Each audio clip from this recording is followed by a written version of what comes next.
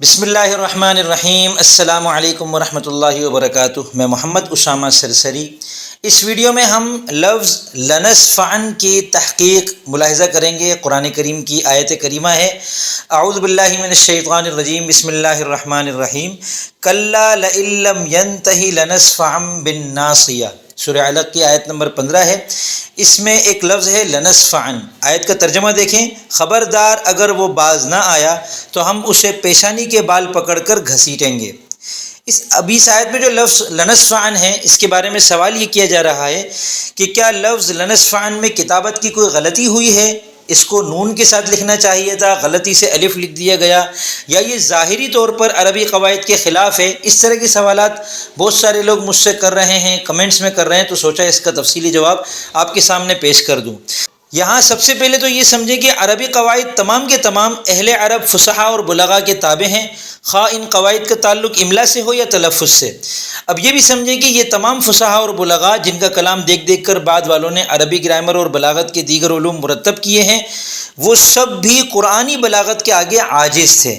اب یہ تو ایک واقعہ ہو چکا ہے جو تسلیم شدہ ہے، جس پر کسی مزید دلیل کی ضرورت بھی نہیں ہے، لہذا اس بات کا اب سوال ہی نہیں پیدا ہوتا کہ قرآن کریم کا کوئی ایک ہلکا سا گوشہ بھی قواعد کے خلاف قرار دیا جا سکے۔ ایسا ہو ہی نہیں سکتا۔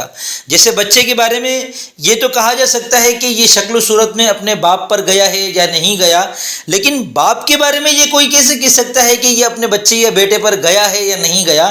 تو ایسے ہی ہم قواعد کے اعتبار سے تو کہیں گے کہ یہ قرآن کریم کی فلاں آیت کے ذریعے سے یہ قاعدہ ٹوٹ رہا ہے یا نہیں ٹوٹ رہا، لیکن قرآن کریم کے بارے میں ہم یہ نہیں کہہ سکتے کہ یہ قواعد کے مطابق نہیں ہے۔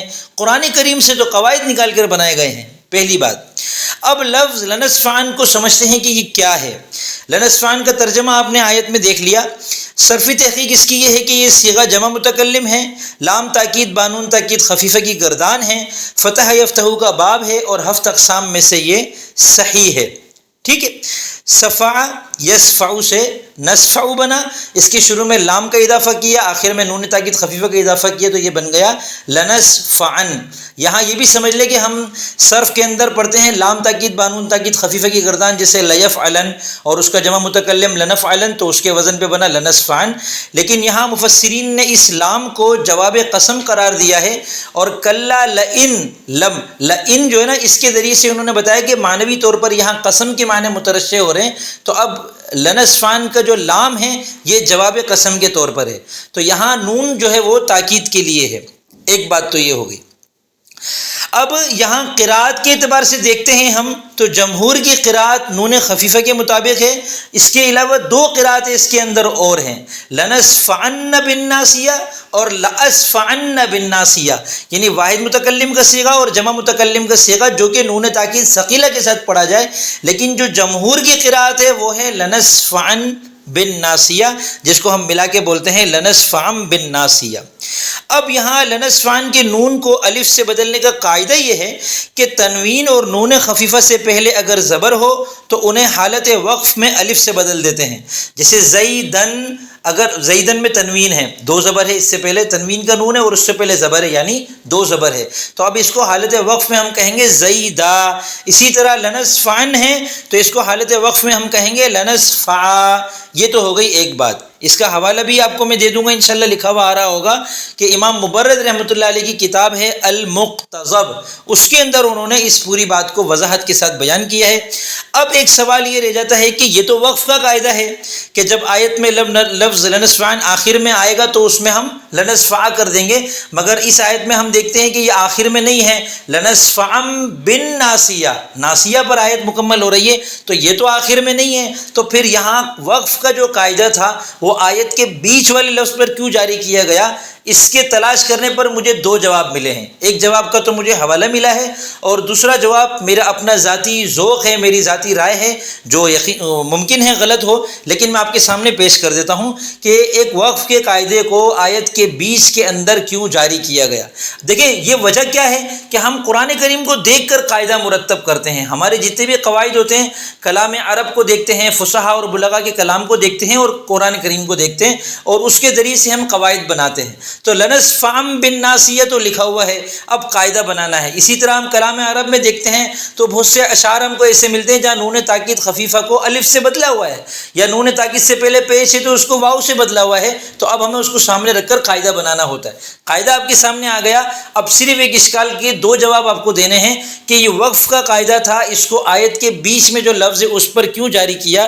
تو پہلا جواب امام نحاس رحمۃ اللہ علیہ کی کتاب اعراب القرآن اس کے اندر مجھے ملا ہے، انہوں نے بتایا کہ لنسفعن الوقف علیہ بالالف فرقا بینہ و بین النون الثقیلہ، کہ تاکہ کوئی اسے قراءت جمہور سے ہٹ کر نون ثقیلہ کے طور پر ادا نہ کرے، اس میں فرق ہو جائے کہ یہ نون تاکید خفیفہ ہے جو کہ جمہور کی قراءت ہے، اور جو دیگر قراءت ہیں ان کے درمیان اور ان کے درمیان فرق تبھی ہوگا جب اس کو الف کے ساتھ لکھیں گے۔ اگر نون کے ساتھ لکھیں گے تو یہ بھی احتمال ہوگا کہ یہ لنسفعن ہو، اور یہ بھی احتمال ہوگا کہ یہ لنسفعن نہ ہو۔ تو اگر الف سے لکھ دیں گے تو پھر یہ صرف نون تاکید خفیفہ کا احتمال لے جائے گا، اور الف سے لکھنا، نون تاکید کو الف سے بدلنا وہ وقف کے اندر پایا جاتا ہے، تو غیر وقف میں بھی ہم نے اس کو جاری کر دیا۔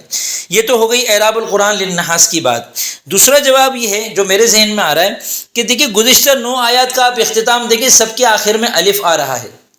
کلا ان الانسان لیطغی اور رآہ استغنی ان الی ربک الرجعی ارأیت الذی ینہی عبدا اذا صلی ارأیت ان کان علی الہدی او امر بالتقوی۔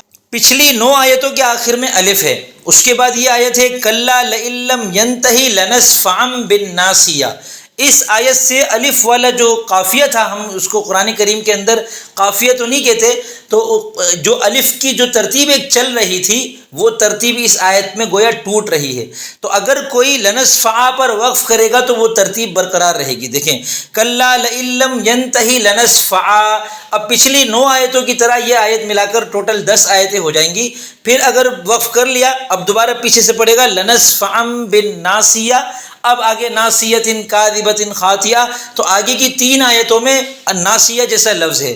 تو یوں جو ہے قرآن کریم کو پڑھنے کا ایک الگ ہی لطف آتا ہے کہ ہم اس کے اندر ان چیزوں کو بھی مد نظر رکھیں کہ کیسے الفاظ کے اندر ایک تناسب ہے، ایک ردھم ہے، ایک اتار چڑھاؤ ہے الفاظ کا، تو اس سے آپ کو پڑھنے میں اور زیادہ لطف آئے گا۔ تو اس وجہ سے لنسفع کو الف سے بدلا، اس کے نون کو، کہ پچھلے 9 آیتوں کے آخر میں جو الف ہے ان کی مناسبت برقرار رہے، اور پھر بالناسیہ سے آگے کی جو آیتیں ہیں ان کی مناسبت ہو جائے۔ اس سورت کی جو شروع کی آیتیں ہیں ان میں میم والی مناسبت موجود ہے، تو یہ ایک مناسبتوں والی جو ہے وہ صورت ہے۔ اور قرآن کریم کے اندر کئی صورتوں میں اسی طرح ہوتا ہے کہ الفاظ کا اختتام ایک جیسے حروف پر ہوتا ہے، جو اگر ہم عام ہماری زبان میں ہمارے الفاظ میں ہوتا ہے تو ہم اس کو قافیہ کہتے ہیں۔ کیا آپ شعر کہتے ہیں مگر اب تک آپ کو وزن اور عروض سمجھ میں نہیں آئے؟ تو آئیے محمد اسامہ سرسری سے براہ راست وزن شعری کورس کیجیے اور اپنے اشعار پر سے بے وزن ہونے کا داغ ہٹائیے۔ اس کورس میں آپ فقط 10 دنوں میں شاعری کا وزن سیکھ لیں گے۔ آپ سیکھیں گے کہ کون سے لفظ کا درست وزن کیا ہے۔ آپ سیکھیں گے کہ اردو شاعری میں کون کون سے اوزان مستعمل ہیں۔